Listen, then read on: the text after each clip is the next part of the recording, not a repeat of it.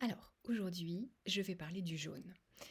Le jaune, bon, comme son nom l'indique, c'est le soleil, hein. C'est le soleil, la lumière, les projecteurs, tout ce qui brille, qui est en avant, qui est mis en lumière. C'est aussi l'argent, c'est aussi, tout ce qui est digital, tout ce qui est plutôt informatique au à contrario du de l'analogique, on pourrait dire ça. Le jaune, c'est aussi la confiance en soi. C'est également la couleur de l'ego, notre petit jeu, notre petit personnage dans cette vie, dans cette société, voilà. Alors, maintenant qu'on a un petit peu tiré à la serpe les grands traits de personnalité de la couleur jaune, voyons ce qui se passe pour quelqu'un qui n'aimerait pas du tout le jaune. Donc il sera 0 sur 8, hein. On rappelle que, voilà, on a un score après le test des couleurs qui est, sur 8, pour chacune des 12 grandes couleurs. Donc si on a 0 ou 1 ou 2, on est quelqu'un qui n'aime pas être dans la lumière. Alors, quelqu'un qui, en général, se fait tout petit, et souvent fait passer les autres avant lui-même, hem, mais qui souvent a même perdu son centre, en fait, sa raison d'être, qui s'oublie complètement. Alors, à l'envers du rouge écarlate, c'était un oubli, physiologique, physique, qui recevait les autres, qui donnait, mais qui, ne recevait pas, qui ne s'occupait pas de son corps. Là, c'est pas le corps, c'est plus la personnalité, l'ego. C'est l'ego qui est complètement effacé, mis de côté, au détriment, au profit des autres en fait et à son propre détriment. Donc le jaune, c'est vraiment la couleur de la lumière. Quelqu'un qui est faible en jaune, c'est souvent quelqu'un aussi qui a des problèmes de digestion parce que le jaune, c'est aussi le tri. Donc quelqu'un qui a un jaune assez, bas, va avoir du mal à trier, à faire le tri et c'est valable dans tous les domaines de vie. Donc aussi bien chez lui, sur un plan matériel, le tri va être difficile et douloureux, il va avoir du mal à jeter et donc c'est quelqu'un qui va garder beaucoup de choses, qui va souvent encombrer son chez lui de plein d'objets parce que chaque objet a une âme et donc il y a un côté, je peux pas me séparer de cet objet parce que voilà, il me parle et voilà, c'est l'impossibilité à faire du tri. Donc c'est vrai, dans, les objets, c'est vrai aussi on peut le décliner également sur un plan psychique, c'est-à-dire qu'on a du mal à faire le tri, du passé. On se laisse beaucoup encombrer par, les pensées du passé, par, les souvenirs, on peut parfois vivre en dehors de l'instant présent et vraiment beaucoup retourner dans le passé ou pourquoi pas, dans l'avenir, mais on n'est pas là maintenant à rayonner soi-même. Voilà. Alors, c'est souvent des gens qui, étant petits, ont eu trop de lumière sur eux. Alors, trop de lumière, ça peut aussi être trop d'attentes des parents qui posaient beaucoup, beaucoup d'attentes sur un enfant, qui espérait beaucoup. Eh bien, l'enfant n'a eu qu'une seule envie, en équilibrant cet excès de lumière qu'on posait sur lui, c'est de disparaître, de s'effacer de l'équation et ça crée des gens qui, du coup, n'aiment pas le jaune. Alors, à l'inverse plutôt, quelqu'un qui va adorer le jaune et je vais aller dans les excès. À chaque fois, je vais dans les excès, hein, bien sûr, sur une analyse pure de couleur, on va aller beaucoup plus dans la finesse, mais là, on va aller plutôt dans le 6, 7, 8 sur 8. Alors, quelqu'un qui adore le jaune va être quelqu'un qui va aimer avoir les projecteurs braqués sur lui, qui va aimer être au premier rang, qui va aimer voilà, prendre la parole en public et se mettre en avant et vraiment voilà, avoir l'attention de tous portée sur lui, d'être le premier, celui à qui on accorde de l'attention. Son ego a beaucoup de place, beaucoup d'importance et il a besoin de le mettre en avant. Et au passage, on peut déjà dire, on comprend bien sûr que dans le passé, ça n'a pas été le cas. C'est un enfant qui a souffert, qui n'a pas été reconnu pour ce qu'il était et qui a vraiment souffert dans son petit personnalité d'enfant de ne pas avoir été accueilli, vu comme il était, félicité, admiré d'une certaine façon avec ce qu'il était. Et du coup, ayant cette souffrance chevillée au corps, bien il va, en tant qu'adulte, avoir besoin de compenser, ce manque de confiance en lui qu'il a du coup ressenti en explosant, en demandant sur lui toute l'attention, la lumière, les projecteurs. Voilà, c'est une, réaction assez naturelle et du coup, ce sont souvent des gens, qui aiment, ceux qui brillent, donc ils aiment s'entourer de gens brillants ou alors être brillants eux-mêmes, voilà, être sous le feu des projecteurs, comme on le disait. Ce sont des gens qui souvent aiment l'argent, ceux qui brillent, ceux qui, se voient, un petit peu, on pourrait dire, mais sans être péjoratif du tout, un côté un peu bling bling. Voilà, c'est des gens vraiment qui ont besoin de briller, en fait. C'est un besoin, psychique, émotionnel. Et ce sont des gens qui ont souvent des intérieurs très dépouillés, à l'inverse, hein, qui font excessivement le tri.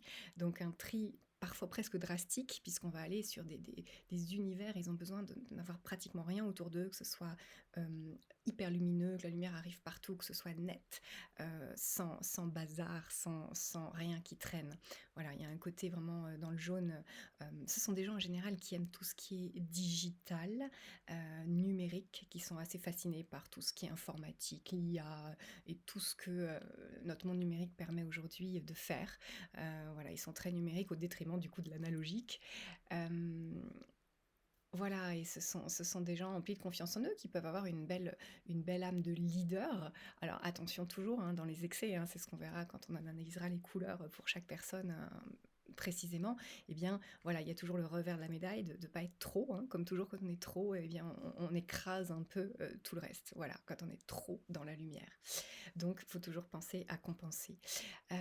Voilà, et puis bien sûr, hein, pour les aspects plus médians, vers 3, 4, 5 en jaune, eh bien, sont des gens assez équilibrés, qui savent prendre la parole, défendre leurs idées, et puis qui savent aussi laisser la place à l'autre pour qu'il soit écouté. Voilà, il y a un côté voilà, plus équilibré dans cette couleur.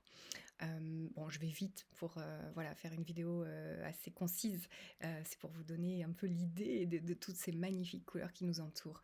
Alors maintenant, si on pense à un duo, allez, je vais partir sur le couple, ça nous intéresse tous, un couple dont les deux adoreraient le jaune. Alors, qu'est-ce qui se passerait si les deux adorent le jaune, donc les deux ont besoin tous les deux d'être sous les projecteurs dans la lumière. Donc certes, ils vont se comprendre dans leur appétence à être en pole position. En revanche, il risque d'y avoir des sacrées guerres d'ego et je pense que c'est un couple qui fonctionne avec beaucoup de heurts, de difficultés, peut-être d'agressivité, de compétition finalement. Entre les deux, il y a beaucoup de compétition parce que les deux ont besoin d'être dans la lumière. Dans la lumière, il y a rarement de la place pour deux. Donc surtout si les deux sont côte à côte, c'est l'un ou l'autre en général. Et c'est pas évident de gérer un couple dont les deux seraient fous de jaune. Ça serait un couple assez houleux. Et je pense pouvoir, voilà, pour des... Alors, à l'inverse, pour un couple qui, les deux n'aimeraient pas le jaune. Donc, ils se comprennent bien sûr dans leur désir de ne pas être dans la lumière, dans leur désir d'être en retrait, vraiment presque caché.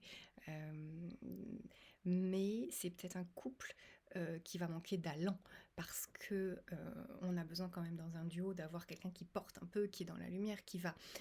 ça va être un couple assez effacé. Je pense à un dîner à plusieurs amis, par exemple, eh bien, on va peu les entendre, ni l'un ni l'autre. Ça va être un duo, un binôme, voilà, qui va être vraiment dans le retrait. Pourquoi pas? Si ça fonctionne, ça peut. Il y aura beaucoup de douceur entre eux. Il n'y a pas de guerre d'ego. Ils vont pas se battre pour c'est moi qui, c'est moi je. Non, mais il va y avoir, voilà, une attitude très discrète de la part de ce couple. Ça peut fonctionner aussi pour deux amis, bien sûr. Là, pour le coup, cette déclinaison du jaune, elle est valable pour le couple et elle est la même pour un duo amical ou un duo d'associés. Dans tous les cas, deux jaunes, difficile la cohabitation entre deux jaunes forts.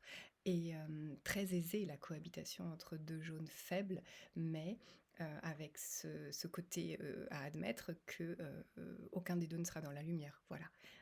Donc ça peut être très bien, il peut y avoir un très fort lien entre les deux. Mais voilà, c'est inhérent au fait de ne pas aimer le jaune, on va pas se mettre en avant du tout, du tout, du tout. Voilà, n'oubliez pas qu'on peut aussi savoir, parce que le jaune finalement, donc au même titre que le rouge écarlate, c'était la valeur stabilité, sécurité. Le jaune, ça va être la valeur confiance en soi, estime de soi.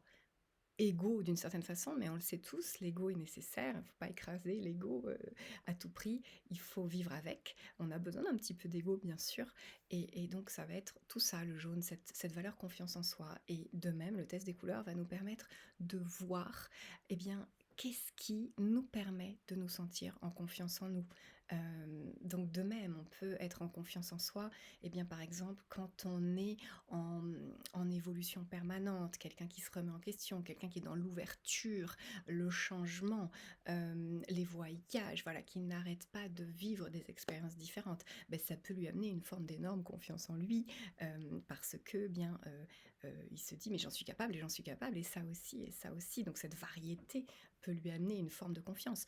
Ça, c'est le test des couleurs qui le dira. Ça pourrait être aussi effectivement, de même un couple, voilà, l'existence d'un couple, aimant, et de savoir que quelqu'un l'aime profondément, mais ça peut donner à la personne une confiance en elle énorme. La confiance en soi peut aussi venir, eh bien, par exemple, de la stabilité. Cette personne a une vie extrêmement stable, extrêmement enracinée, a des valeurs, fortes et affichées, et elle peut les transmettre à sa famille, à ses enfants, et cetera. Voilà, et ben, ce côté, sécure en quelque sorte, va lui donner une confiance en soi parce que tout est voilà, tout lui convient, dans sa vie, dans son enracinement. Voilà, et j'ai donné 3 exemples, il y en a beaucoup, beaucoup d'autres, et encore une fois, le test des couleurs permet de déceler ce qui va être facteur de confiance en vous. Donc cette confiance en soi, il ne faut pas la négliger, elle est essentielle, l'estime de soi, pour aller de l'avant dans des projets et dans sa vie. Donc voilà, un petit peu, aujourd'hui, donc c'était la couleur jaune, et à très bientôt pour, une nouvelle couleur et d'autres analyses.